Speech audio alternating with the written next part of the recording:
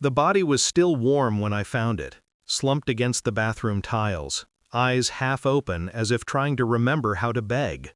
The air reeked of bleach and something sweeter. Perfume, maybe. I should have called it in, but I didn't. I just stood there, watching the life that used to smile at me through glass walls, now lying still beneath a flickering light. The sound of the dripping tap felt louder than my own heartbeat. Every detail screamed cover-up. The wiped phone, the moved chair, the clock reset by exactly 2 minutes. Someone wanted time to look clean. I touched the sink. It was dry. Someone had waited.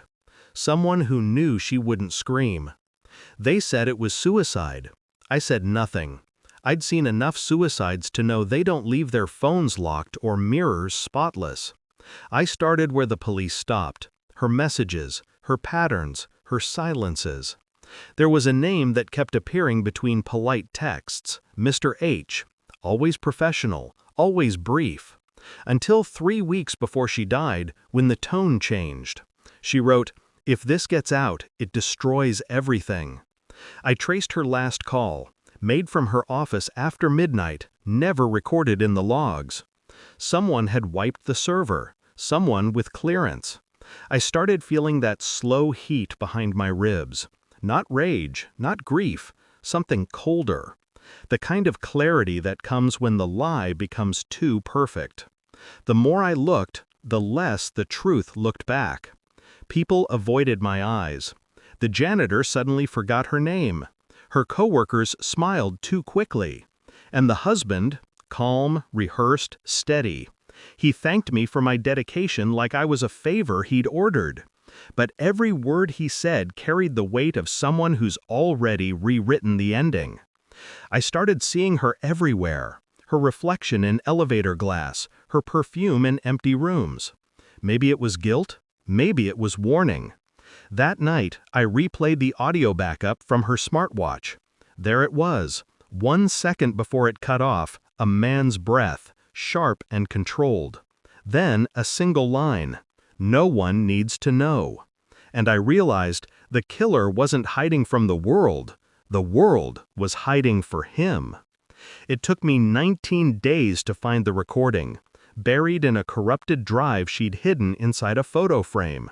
The video was short, grainy. It showed her office, her sitting across from him, Mr. H, the husband.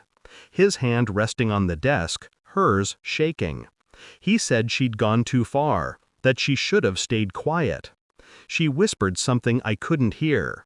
Then he stood, crossed behind her, and the screen froze. I paused it right there. That moment between control and consequence. He didn't kill her out of rage. He killed her to keep the order he'd built, the reputation, the silence, the power. I'd been chasing justice, he'd been playing chess, and I was just another move he'd planned for. But he miscalculated one thing. She'd left the truth in my hands before she died. I didn't go to the police. I went to the press. At exactly 7 a.m., I sent the footage to every news outlet in the city. Scheduled, encrypted, unstoppable. At 7:01, he called me. His voice didn't shake. He just said, "You don't understand what you've done." I did. By noon, his name was trending beside hers. Not as husband and wife, but as killer and victim. His empire folded within hours. Contracts dropped, partners fled, and the mask he'd worn for decades cracked live on camera. I didn't watch the aftermath. I didn't need to. The truth had done what I couldn't. It bled him slowly, publicly, without mercy. The city forgot her by the next month. That's how it works. Tragedy becomes timeline noise. I still pass her building sometimes. The windows are sealed now. The tiles replaced. The mirror gone. But when the wind shifts, I swear I can still smell that faint trace of perfume, the one that mixed with bleach. Justice came, yes, but justice is never clean. It stains whoever carries it. I don't pray for her anymore. I just remember her last message to me, the one she never sent. If they find me, don't let them say it was an accident. I didn't, and I never will.